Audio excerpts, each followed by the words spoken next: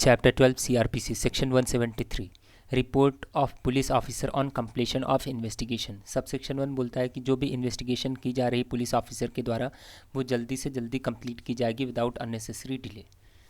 Sub section 1A इसमें है कि अगर कोई ऑफेंस कमिट हुआ है इंडियन पिनल कोड के section 376, 376A, 376AB, 376B, 376C, 376D, 376DA, 376DB और 376E में, तो उसकी जो इन्वेस्टिगेशन है वो 2 महीने के अंदर कंप्लीट की जाएगी। जिस डेट को officer in charge of police station ने एफआईआर लिखी थी, उस डेट से इंफॉर्मेशन रिकॉर्ड की थी, उस डेट से 2 महीने के अंदर उसकी इन्वेस्टिगेशन कंप्लीट की जाएगी। अब है सब सेक्शन 2, इसका क्लॉज 1 है। इसमें है कि as soon as it is completed, जैसे ही वो इन्फॉर्मेशन कंप्लीट की जाएगी,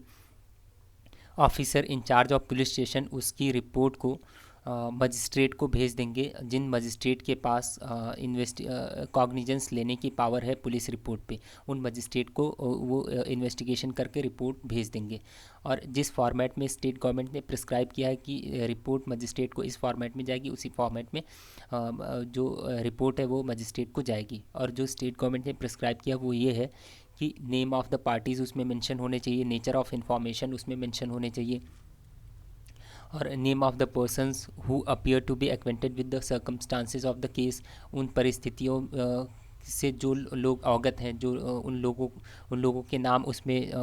मेंशन होने चाहिए। Whether any offence appears to have been committed by whom, अगर कोई ऑफेंस कमिट किया गया है तो किसके द्वारा कमिट किया गया है। Whether the accused has been arrested, क्या अक्यूज्ड को अरेस्ट किया गया है,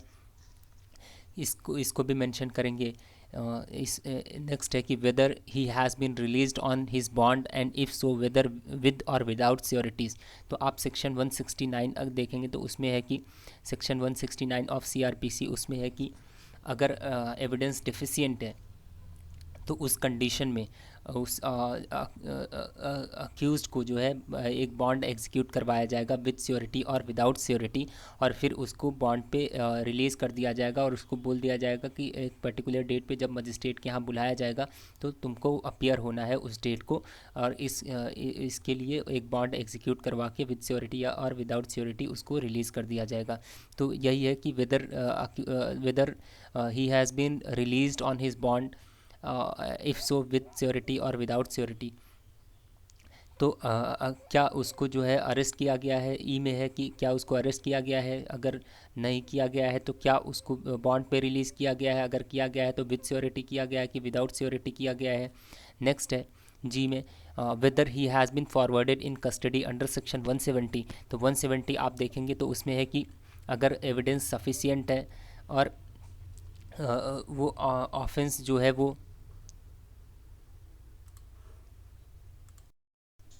तो वो पुलिस ऑफिसर उस अक्यूज़ड को जो है मजिस्ट्रेट की कस्टडी में भेज देंगे। तो क्या उसको, और अगर ऑफेंस बेलेबल नेचर का है तो उससे सिक्योरिटी लेकर के उसको रिलीज़ कर देंगे और उसको बोल देंगे कि एक पर्टिकुलर डेट पे जब मजिस्ट्रेट के यहाँ बुलाया जाएगा तब तुमको अपीयर वहाँ पे होना है। तो इसमें जी में यही लिखा है कि क्या उसको मजिस्ट्रेट की कस्टडी में फॉरवर्ड किया गया, क्या उसको कस्टडी में भेजा गया है कि नहीं, तो क्या उसको रिलीज़ कर दिया गया है सिक्योरिटी लेकर के या उसको कस्टडी में भेजा गया है, इस बात को उसमें मेंशन करना होगा। अब नेक्स्ट है कि whether the report of medical examination of woman has been attached where investigation relates to an offense under section 376, 376A, 376AB, 376B, 376C, 376D, 376DA, 376DB और 376 ऑफ इंडियन पिनल कोड। तो बोल रहे हैं कि अगर offences commit हुए हैं 376 में तो क्या मेडिकल एग्जामिनेशन उसकी वो विक्टिम की करवाने के बाद उसकी रिपोर्ट को उस पुलिस रिपोर्ट के साथ अटैच किया गया है कि नहीं, इस बात को उसमें मेंशन किया जाएगा। अब नेक्स्ट है पावर ऑफ फाइलिंग चार्जशीट। तो ये एक केस है state of Bihar versus Lalu Singh, उसमें बोला गया है कि जो power of filing chargesheet under section 173(2) है वो it is not exclusive power of officer in charge of police station. ये officer in charge of police station का एक्सक्लूसिव पावर नहीं है। एंड जो ऑफिसर्स सुपीरियर ऑफिसर्स हैं उनको भी उनके पास भी ये पावर होती है फाइलिंग ऑफ चार्जशीट की। तो आप अंडर सेक्शन 36 ऑफ CRPC देखेंगे तो उसमें मेंशन है कि officers those who are superior in rank to officer in charge of police station may exercise the same power of officer in charge of police station. तो जो superior officer है, superior rank के officer हैं, वो officer in charge of police station की power को exercise कर सकते हैं, इन्वेस्टिगेशन कर सकते हैं, चार्जशीट फाइल कर सकते हैं। तो उन ये जो है एक्सक्लूसिव पावर नहीं है officer in charge of police station का चार्जशीट फाइल करना। अब आता है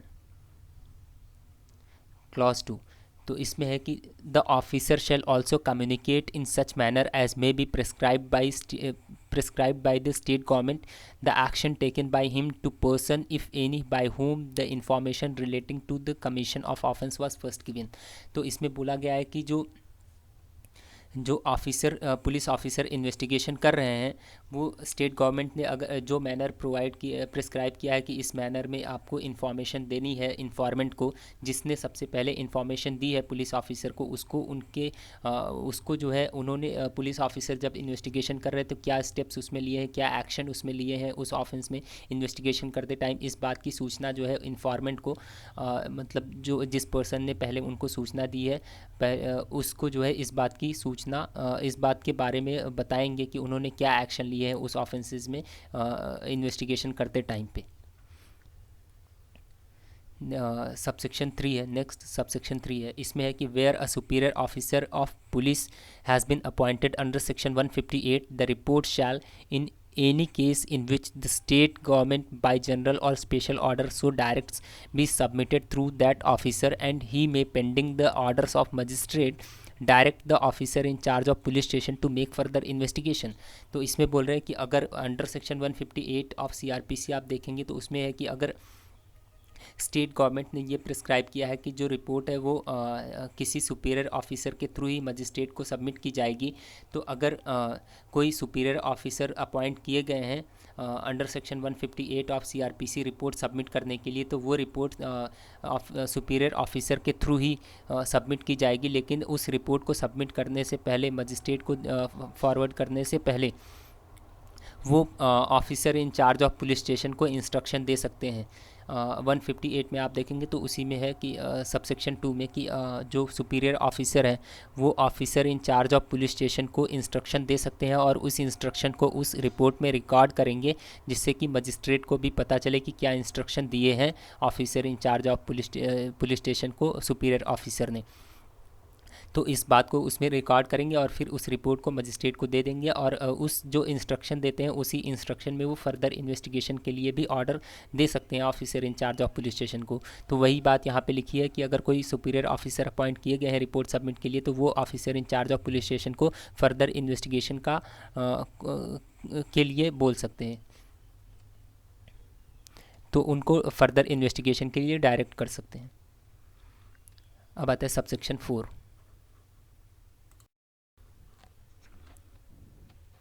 तो इसमें है कि whenever it appears from a report forwarded under this section that the accused has been released on his bond, magistrate shall make such order for the discharge of such bond और otherwise as he thinks fit. तो जब report magistrate के पास submit की जाएगी और magistrate उसको देख करके उनको पता चलता है कि जो अक्यूज्ड है उसको बॉन्ड पे रिलीज़ कर दिया गया है, तो magistrate shall make such order for the discharge of such bond. तो मजिस्ट्रेट उस बॉन्ड को डिस्चार्ज करने के लिए ऑर्डर कर सकते हैं या और जो उनको ठीक लगता है वो उसमें ऑर्डर करेंगे। अब next subsection 5, when such report is in respect of a case to which section 170 applies the police officer shall forward to the magistrate along with police report. तो बोल रहे हैं कि अगर कोई केस है जिसमें सेक्शन 170 ऑफ CRPC अप्लाई होता है, तो उसमें जो पुलिस ऑफिसर हैं वो पुलिस रिपोर्ट के साथ और भी चीज़ें भेजेंगे, और जो चीज़ें भेजेंगे वो ये है, क्लॉज A और क्लॉज B में मेंशन है। तो इसमें जाने से पहले हम देखते हैं कि 170 ऑफ CRPC है क्या। तो 170 ऑफ सीआरपीसी अगर आप देखेंगे तो वही उसमें हम पहले भी अभी डिस्कस किए थे कि अगर एविडेंस सफिशिएंट है तो अक्यूज़ड को जो है कस्टडी में, मजिस्ट्रेट की कस्टडी में भेज दिया जाएगा। और लेकिन अगर ऑफेंस बेलेबल नेचर का है तो उससे सिक्योरिटी लेकर के उसको रिलीज़ कर दिया जाएगा और उसको बोल दिया जाएगा कि इस पर्टिकुलर डेट को जो है मजिस्ट्रेट के यहाँ अपीयर होना है। और फिर सबसेक्शन 2 में है कि ऑफिसर के, पुलिस ऑफिसर जो इन्वेस्टिगेशन कर रहे हैं उनके पास अगर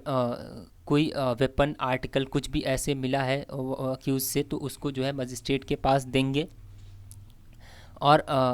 सबसेक्शन 2 में है कि जो कंप्लेनेंट है उससे एक बॉन्ड एग्जीक्यूट करवाएंगे कि उस पर्टिकुलर डेट पे जब वो केस मजिस्ट्रेट के यहाँ आएगा तो उस पर्टिकुलर डेट पे आपको वहाँ पे अपीयर होना है, उसके लिए एक बॉन्ड एग्जीक्यूट करवाएंगे कंप्लेनेंट से। और उनके पास, कंप्लेनेंट के पास जो भी एविडेंस है और जो भी चीज़ें उनको लगता है कि प्रोसिक्यूशन वो अक्यूज़ड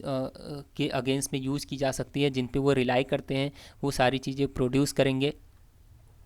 और उस पर तो वो सारी चीज़ें प्रोड्यूस करेंगे। तो उसके साथ साथ यही आता है अब यहाँ पे सबसे क्लॉज ए और क्लॉज बी में है कि क्लॉज ए में अब आते हैं कि ऑल डॉक्यूमेंट्स और relevant extracts thereof on which the prosecution proposes to rely other than those already sent to magistrate during investigation. तो वो सभी डॉक्यूमेंट्स और रिलेवेंट एक्सट्रैक्ट्स, रिलेवेंट चीज़ें और डॉक्यूमेंट्स जिन पे प्रोसिक्यूशन को लगता है कि इन सभी चीज़ों पे इन चीज़ों को अक्यूज़ड के अगेंस्ट में यूज़ किया जा सकता है, उन सभी चीज़ों को ऑफिसर, इन्वेस्टिगेटिंग ऑफिसर जो है वो उन सभी चीज़ों को, डॉक्यूमेंट्स को, रिलेवेंट एक्सट्रैक्ट्स को पुलिस रिपोर्ट के साथ मजिस्ट्रेट को देंगे, एक्सेप्ट दोज थिंग्स जिनको उन्होंने इन्वेस्टिगेशन के टाइम पे पहले ही दे चुके हैं मजिस्ट्रेट को, उनको छोड़ करके बाकी सारे डॉक्यूमेंट्स और रिलेवेंट एक्सट्रैक्ट्स मजिस्ट्रेट को पुलिस रिपोर्ट के साथ देंगे। तो आप याद कीजिए section 164A of CrPC medical examination of victim of rape, तो उसमें भी वही था कि जैसे ही रजिस्टर्ड मेडिकल प्रैक्टिशनर इन्वेस्टिगेशन उन मेडिकल एग्जामिनेशन को कंप्लीट करेंगे, तुरंत उस रिपोर्ट को officer in charge of police station को दे देंगे और ऑफिसर इंचार्ज ऑफ पुलिस स्टेशन उस रिपोर्ट को under clause A of subsection 5 of section 173 में मजिस्ट्रेट को सबमिट करेंगे। तो यहाँ पे ऑल डॉक्यूमेंट्स और रिलेवेंट एक्सट्रैक्ट्स में वो medical examination of victim of rape जो रिपोर्ट है वो भी आएगा इसमें clause A of subsection 5 of section 173 में। जब मजिस्ट्रेट को officer in charge of police station police report के साथ जो भी डॉक्यूमेंट्स देंगे उसमें वो भी आएगा, वो मेडिकल एग्जामिनेशन की रिपोर्ट भी। अब आता है क्लॉज बी, इसमें है कि the statements recorded under section 161 of all the persons whom the prosecution proposes to examine as its witnesses. तो बोल रहे हैं कि जिन विटनेसेस को प्रोसिक्यूशन ने प्रपोज किया है कि ये विटनेसेस है, इनके एग्जामिनेशन होने चाहिए प्रोसिक्यूशन के लिए है, तो उन लोगों के स्टेटमेंट्स जो रिकॉर्ड हुए हैं अंडर सेक्शन 161 ऑफ सीआरपीसी में, उसको भी officer in charge of police station police report के साथ मजिस्ट्रेट को सबमिट करेंगे।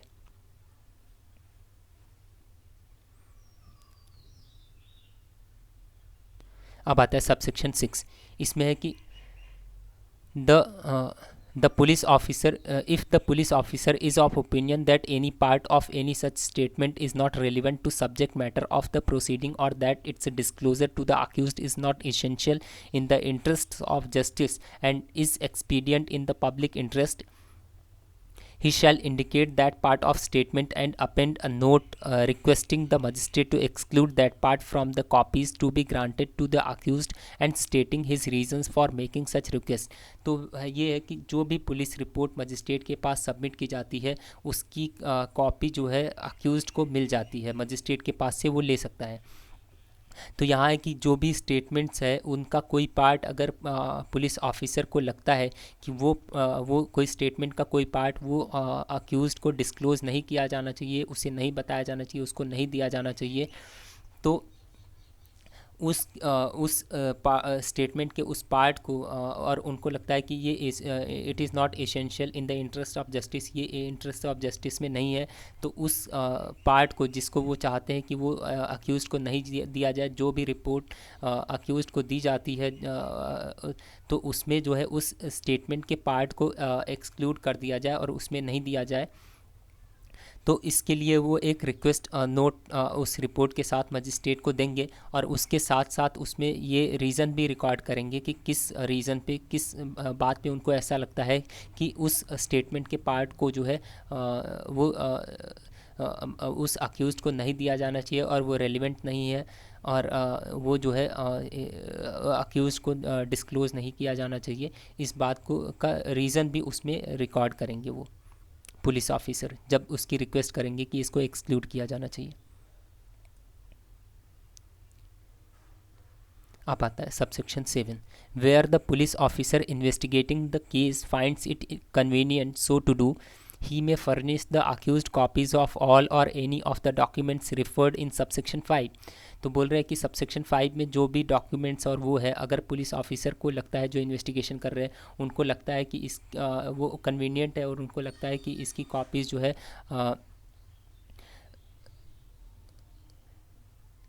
अक्यूज़ड को दे देनी चाहिए और इसमें कोई प्रॉब्लम नहीं है, तो वो अक्यूज़ड को उसकी कॉपीज़ दे देंगे जो सबसेक्शन 5 में जो डॉक्यूमेंट्स और वो हैं। अब है सबसेक्शन 8, इसमें है nothing in this section shall be deem to preclude further investigation in respect of an offence after a report under subsection 2 has been forwarded to the magistrate, and where upon such investigation the officer in charge of police station obtains further evidence oral or documentary। तो बोल रहे हैं कि इस section में कोई ऐसा provision नहीं है जो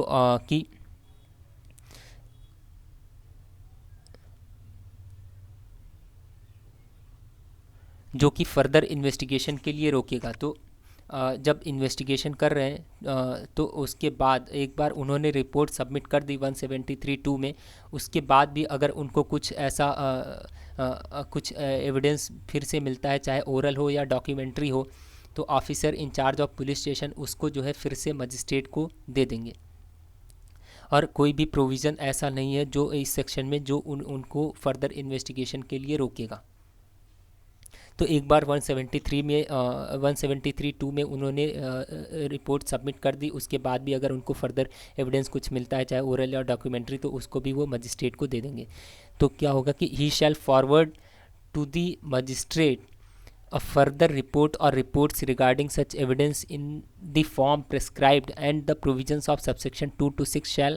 as far as may be apply in relation to such report or reports as they apply in relation to report forwarded under subsection 2। तो बोल रहे हैं कि जब फर्दर इन्वेस्टिगेशन उनको लगा और उन्होंने फर्दर इन्वेस्टिगेशन की और उनको कुछ मिला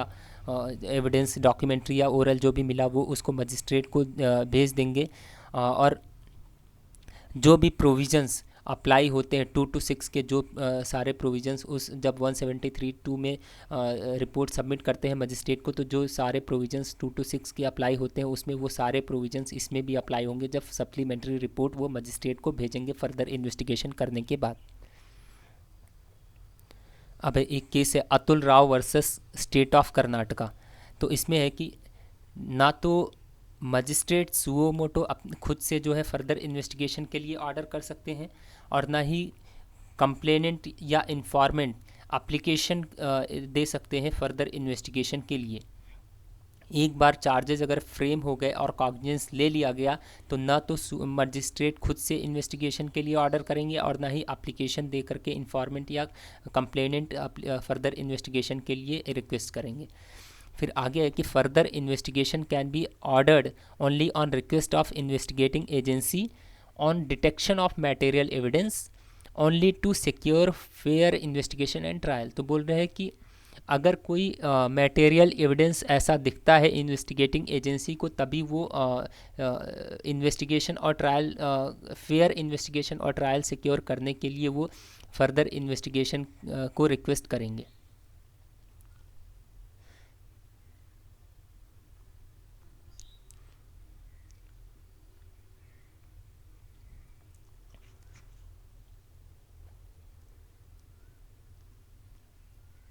अब नेक्स्ट है Dharampal versus state of Haryana. तो इसमें है कि power of police officer under section 173 is unrestricted. Needless to say magistrate has no power to interfere, but it would be appropriate on part of investigating officer to inform court तो इसमें क्या है कि जो 173(8) में जो पावर है police officer की फर्दर इन्वेस्टिगेशन के लिए, ये अनरिस्ट्रिक्टेड है, कोई रिस्ट्रिक्शन नहीं है। लेकिन ये उचित होगा पुलिस ऑफिसर को कि जब वो फर्दर इन्वेस्टिगेशन कर रहे हैं तो उन्हें कोर्ट को सूचना दे देनी चाहिए। More over magistrate before whom a report under section 173(2) is filed is empowered in law to direct further investigation and require the police to submit a further और सप्लीमेंट्री रिपोर्ट। तो बोल रहे हैं कि जब उनके पास 173(2) में रिपोर्ट सबमिट की जाती तो उस टाइम पे, मतलब उन्होंने कॉग्निजेंस नहीं लिया उसके पहले, वो जो है जब रिपोर्ट उनके सामने सबमिट की जाती तो उस टाइम पे वो जो है फर्दर इन्वेस्टिगेशन के लिए ऑर्डर दे सकते हैं। और वहाँ से फिर वो सप्लीमेंट्री रिपोर्ट को ले सकते हैं। फर्दर इन्वेस्टिगेशन के बाद उनको फर्दर सप्लीमेंट्री रिपोर्ट जमा कर वो मतलब इन्वेस्टिगेशन करने के बाद supplementary report officer, investigating officer उनको दे देंगे। अब एक केस है Vikas Ranjan Raut versus state national capital territory. इसमें है कि मजिस्ट्रेट के पास जब पुलिस रिपोर्ट आती है तो उनके पास 3 ऑप्शन होते हैं। पहला है टेकिंग कॉग्निजेंस, तो कॉग्निजेंस ले लें अंडर सेक्शन 190 ऑफ CRPC। और दूसरा है कि मतलब कॉग्निजेंस लिए तो विटनेसेस को एग्जामिन किया और वो सब, फिर आगे प्रोसीडिंग चली, तो ये हो गया। और दूसरा है कि disagree with report and drop the proceeding, तो प्रोसीडिंग को ही वहाँ पे ख़त्म कर दिया। और तीसरा है कि direct further investigation under section 156(3), तो फर्दर इन्वेस्टिगेशन के लिए ऑर्डर कर दिया 156(3) में। तो आगे है कि magistrate can not suo motu direct for further investigation और री investigation in a matter at post cognizance, more particularly after he discharges the accused. तो बोल रहे हैं कि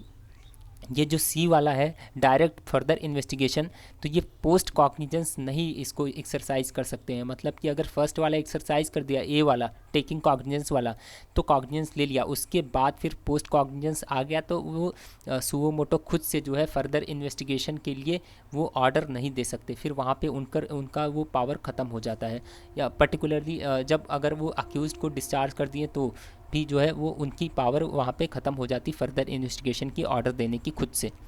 मतलब खुद से है, सुओ मोटो है, मतलब खुद से नहीं दे सकते, पर इन्वेस्टिगेटिंग ऑफिसर रिक्वेस्ट करे तो दे सकते हैं। जो बात यहाँ पे लिखी हुई है कि further investigation can be ordered only on request of investigating agency. तो अगर इन्वेस्टिगेटिंग एजेंसी रिक्वेस्ट कर रही है, ये Atul Rao versus state of Karnataka में बात जो बोली गई कि अगर इन्वेस्टिगेटिंग एजेंसी रिक्वेस्ट करती है फर्दर इन्वेस्टिगेशन के लिए तो फिर ऑर्डर कर सकते हैं। तो यहाँ पे कि can not suo motu direct, मतलब कि खुद से जो है ऑर्डर नहीं देंगे फर्दर इन्वेस्टिगेशन के लिए अगर कॉग्निजेंस ले लिए हैं तो। अब है एक केस है state of Assam versus Abdul Noor. इसमें ये बोला गया है कि भाई अगर एक बार कॉग्निजेंस ले लिए तो उसके बाद भी कुछ इन्वेस्टिगेशन के लिए कर सकते हैं कि नहीं खुद से। तो बोल रहे हैं कि powers of magistrate to ask for investigation before and after taking cognizance of the case. तो कॉग्निजेंस लेने के पहले कब इन्वेस्टिगेशन कर सकते हैं किस में, और कॉग्निजेंस ले लिए तब भी कुछ पावर है कहीं पे इन्वेस्टिगेशन करने के लिए। तो इसी बात को इसमें डिस्कस किया गया है कि the magistrate can under section 190 of CRPC before taking cognizance ask for investigation by police officer under section 156(3) of CRPC। कि कॉग्निजेंस अगर नहीं लिए हैं तो उसके पहले जो है 156(3) में इन्वेस्टिगेशन के लिए ऑर्डर दे सकते हैं फिर से। और फिर उसके आगे है कि the magistrate can also issue warrant for production before taking cognizance if after the cognizance has been taken and magistrate wants any investigation it will be under section 202 of CRPC। तो अगर कॉग्निजेंस ले लिए हैं उसके बाद वो कोई investigation चाहते हैं तो वो अंडर सेक्शन 202 ऑफ CRPC में होगी, फिर 156(3) वाली पावर ख़त्म हो जाती है। ओके फ्रेंड्स, तो इस वीडियो में इतना ही, मिलते हैं नेक्स्ट वीडियो में। Thank you.